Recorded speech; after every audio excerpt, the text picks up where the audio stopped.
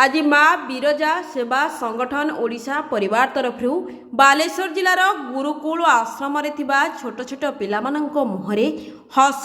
फुटाइबा पई माँ बिरजा सेवा संगठन ओडिशा एक नूतन प्रयास आरंभ करिसेंती। आश्रम रे थिबा पिलामानंक पई मध्याह्न भोजनर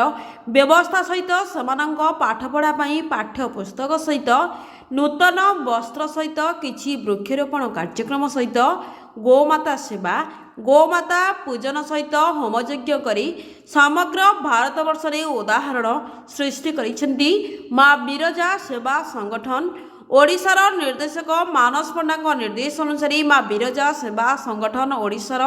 समस्त भाई भौणी माने सेठारे एपरि सुंदर कार्यक्रम करिसेंती। माँ बिरजा सेवा संगठन ओडिशा तरफ समस्त ओडिशावासी को मेसेज देइसेंती जे प्रत्येक घरे घरे गोटे गोमाता पालन करंतु और तार सेवा करने सहित घर आगरे गोटे तुलसी गछ लगातु। माँ बिरजा सेवा संगठन ओडिशार एपरि निस्वार्थपर